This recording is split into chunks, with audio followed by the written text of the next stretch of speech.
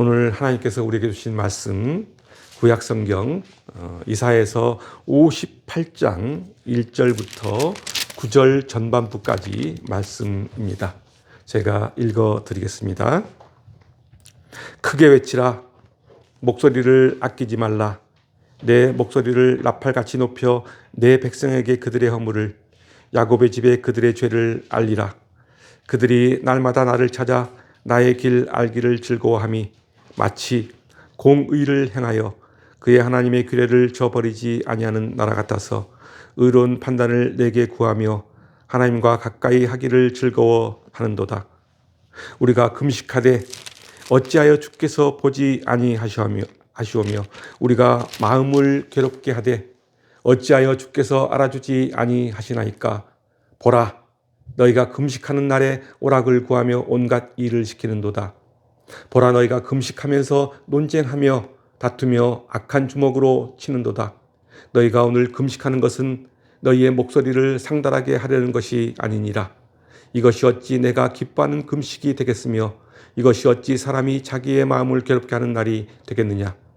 그의 머리를 갈대같이 숙이고 굵은 배와 재를 펴는 것을 어찌 금식이라 하겠으며 여호와께서 연락될 날이라 하겠느냐. 내가 기뻐하는 금식은 흉악의 결박을 풀어주며 멍에의 줄을 끌어주며 압제당하는 자를 자유하게 하며 모든 멍에를 꺾는 것이 아니겠느냐.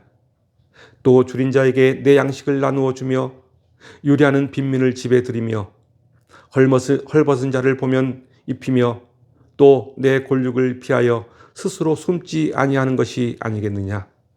그리하면 내 빛이 새벽같이 비칠 것이며 내 치유가 급속할 것이며 내 공의가 내 앞에 행하고 여호와의 영광이 내 뒤에 호위하리니 내가 부를 때에는 나 여호와가 응답하겠고 내가 부르짖을 때에는 내가 여기 있다 하리라.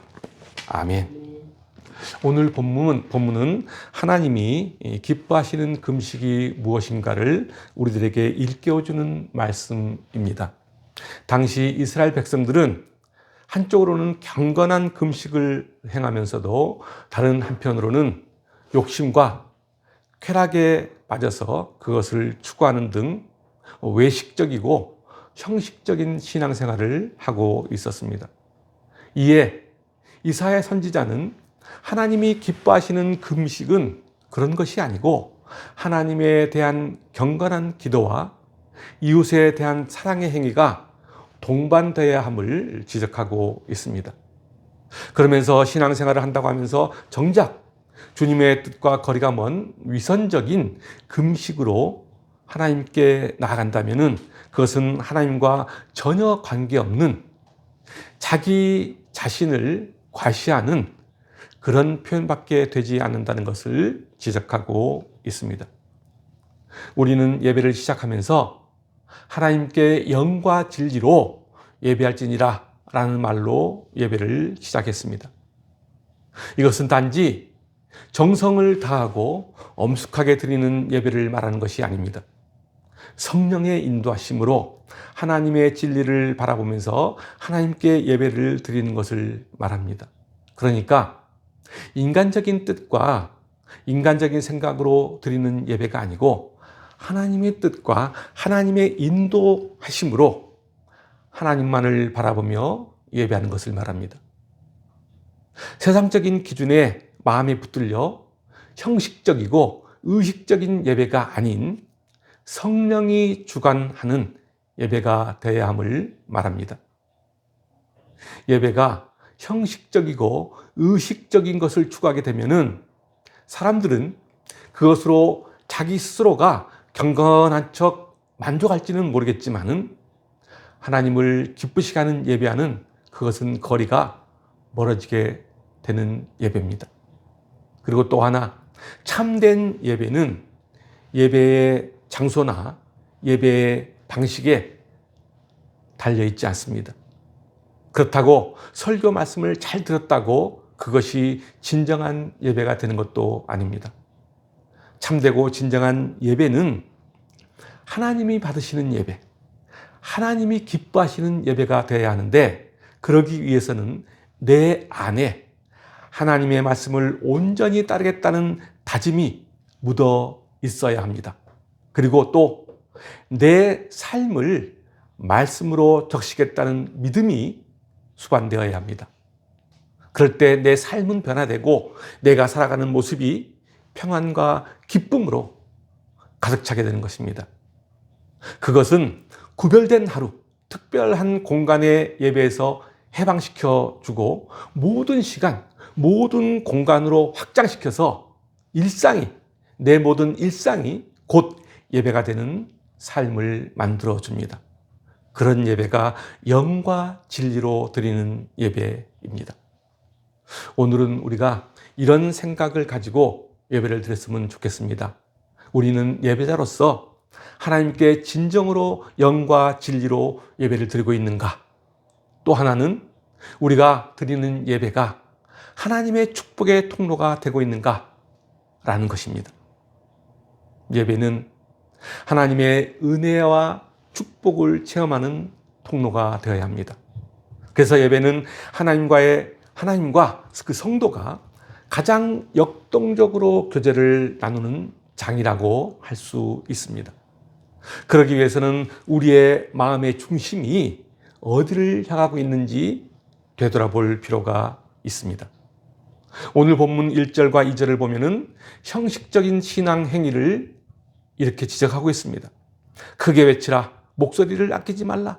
내 목소리를 나팔같이 높여 내 백성에게 그들의 허물을, 야곱의 집에 그들의 죄를 알리라. 그들이 날마다 나를 찾아 나의 길 알기를 즐거워함이 마치 공의를 향하여 그의 하나님의 규례를 저버리지 아니하는 나라 같아서 의로운 판단을 내게 구하며 하나님과 가까이 하기를 즐거워하는도다. 그렇습니다. 하나님은 이사야 선지자를 통해서 목소리를 높여 이스라엘 백성들의 형식적이고 자기 기만적인 신앙을 비판하도록 명령하고 있습니다. 그러면서 2절을 보면은 그들은 하나님을 열심히 찾으며 종교적 규례에 따라 예배를 드리지만은 역설적으로 그들의 마음속에는 마치 회칠한 무덤처럼 외식과 불법이 가득 차 있다는 것을 역설적으로 말하고 있습니다. 한마디로 교회에서의 모습과 삶의 현장에서의 모습이 너무나도 다르다는 이야기입니다. 예수님 시대의 바리새인과 서기관 같은 모습이라고 할 수 있습니다. 복음서를 보면은 예수님께서 바리새인과 서기관에게 책망하는 장면이 나옵니다. 그러한 책망의 대부분은 그들의 외식에 있었습니다. 그들은 겉으로 보기에는 경건하고 의로운 사람들처럼 보였습니다. 하나님의 율법을 따라 신앙생활을 하면서 11조를 엄격히 지키고 또 몸가짐이나 예배를 드림에 있어서도 거룩하고 구별된 자라 칭할 정도로 사람들에게 존경을 받았습니다. 경건의 모양은 완벽했습니다. 그런데 그들의 그런 완벽한 모습은 예수님이 보실 때는 더러움과 악함을 가리는 화려한 치장에 불과했습니다. 종교적인 열심으로 자기 자신을 치장했던 것입니다. 옷이 날개라는 말처럼 그들은 화려한 옷으로 자신들의 더럽고 추악한 그 내면의 모습을 감추고 사람들에게 존경을 받으려고 했던 것입니다. 그러나 주님이 보시기에는 그들은 그 누구보다도 더럽고 악한 자들일 뿐이었습니다. 그래서 주님은 그들을 향하여 너희는 하나님의 심판을 피할 수 없다고 선포하면서 이렇게 말씀했습니다. 마태복음 23장 33절 말씀입니다. 뱀들아, 독사의 새끼들아, 너희가 어떻게 지옥의 판결을 피하겠느냐. 참 무서운 말입니다. 하나님의 심판을 피할 수 없다는 얘기입니다. 그렇습니다. 종교적 열심으로 자신의 더러움과 추악함을 감추며 경건한 척 살아간다면 그 사람은 결국 하나님의 책망과 심판을 피할 수 없습니다. 우리는 일반적으로 사람을 볼 때 그 사람의 겉모습만 보고 사람을 판단하는 경우가 참 많습니다. 그래서 그런지 하나님도 사람의 겉모습을 보고 판단할 것이라고 착각을 하며 신앙생활합니다. 이러한 착각이 신앙생활에 들어오게 되면은 그 신앙은 외식에 빠질 수밖에 없습니다. 우리가 신앙생활하면서 조심해야 할 부분이 바로 이런 것입니다. 겉으로는 훌륭한 신앙생활을 한다고 자부하지만은 내면적으로는 전혀 신앙인답지 않는 마음을 가지고 있는 것은 아닌지 우리 스스로 다시 한번 돌아봤으면 좋겠습니다. 하나님은 우리의 겉모습을 보시는 것이 아니라 우리의 중심을 보시는 분이십니다. 그 사실을 기억하는 여러분이 되시길 바랍니다. 다시 오늘 본문 3절을 보면은 우리가 금식하되 어찌하여 주께서 보지 아니하시오며 우리가 마음을 괴롭게 하되 어찌하여 주께서 알아주지 아니하시나이까. 보라, 너희가 금식하는 날에 오락을 구하며 온갖 일을 시키는도다 라고 말하고 있습니다. 이스라엘 백성들이 하나님을 향하여 이렇게 불평하고 있는 것입니다. 나는 금식을 하는데 왜 하나님은 거기에 알맞은 합당한 보상을 해주지 않느냐는 것입니다. 우리는 이 본문을 통해 이스라엘 백성들이 금식을 한 목적이 무엇인지를 들여다볼 수 있습니다. 그들이 하고 있는 금식은 한마디로 하나님으로부터 어떤 보상을 받기 위한 목적을 가지고 있다는 것입니다. 그런데 금식이 무엇입니까? 금식을 왜 합니까? 금식은 육신적인 욕심과 이기심을 내려놓고 하나님께 더 나아가 하나님의 백성으로서 어떻게 살 것인가를 돌아보기 위함입니다. 그래서 금식은 희생이라고 할 수 있습니다. 내려놓음이라고 할 수 있습니다.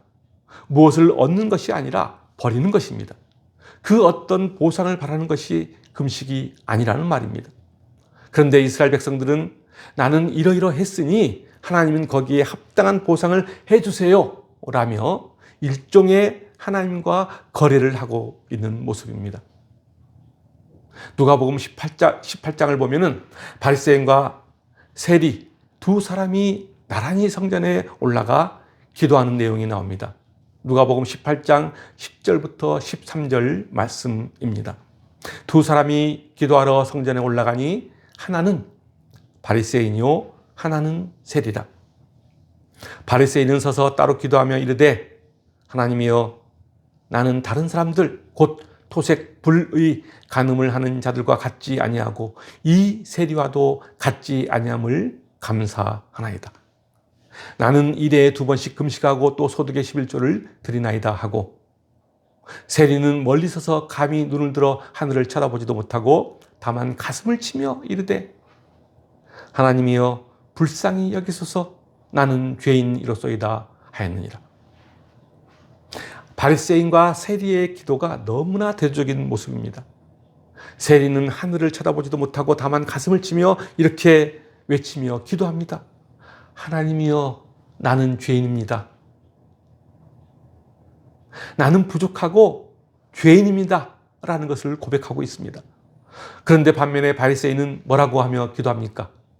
하나님이여 나는 다른 사람들 곧 토색 불의 간음을 하는 자들과 같지 아니하고 이 세리와도 같지 아니함을 감사합니다. 나는 일에 2번씩 금식하고 또 소득의 11조를 드리나이다 라며 기도합니다. 자기 자랑을 드러놓고 있습니다. 자신의 공로를 알아달라는 것입니다. 자기는 특별한 일을 했으니 마땅히 나에게 하나님께서 축복을 주셔야 한다는 것입니다. 바리새인은 자기 공로에 대한 보상을 기대하고 있습니다. 기도의 내용을 들어보면 그 사람의 신앙 수준을 알 수 있습니다. 바리새인의 기도 속에는 하나님에 대한 경외심이나 이웃사랑에 대한 마음을 들여다볼 수 없습니다. 단지 자신만 아는 이기적인 마음, 그리고 또 자신을 드러내 보이려는 교만한 마음이 가득 차 있는 것을 볼 수 있습니다. 우리가 보기에도 역겨워 보이는데 하나님은 얼마나 역겨워 하시겠습니까? 하나님은 결코 거래의 대상이 아닙니다. 내가 이렇게 했으니까 하나님은 무엇을 주시겠지라는 마음으로 기도하는 것은 거래 신앙이며 기복 신앙입니다. 그래서 자기의 공로를 내세우는 자들은 어떤 유익도 얻을 수 없습니다. 오히려 어리석은 인생이 될 뿐입니다. 그러므로 우리는 자신의 공로에 바탕을 둔 거래 신앙은 철저하게 물리쳐야 합니다. 우리가 하나님께 예배드리는 것, 그리고 예물을 드리고 이웃을 위해 봉사하는 것 등 그 모든 것은 하나님으로부터 받은 은혜에 감사와 감격을 담아 자발적으로 행하는 것임을 명심해야 합니다. 복음 전도의 끝판왕이라고 할 수 있는 사도 바울은 어땠습니까? 그는 복음을 전하면서 수많은 핍박과 죽음 앞에 놓이기도 했습니다. 감옥에 갇히기도 하고 매를 맞기도 하면서 복음을 전했습니다.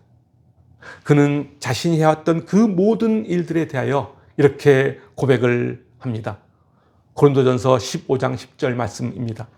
그러나 내가 나 된 것은 하나님의 은혜로 된 것이니 내게 주신 그 은혜가 헛되지 아니하며 내가 모든 사도보다 더 많이 수고하였으나 내가 한 것이 아니요 오직 나와 함께 하신 하나님의 은혜로다.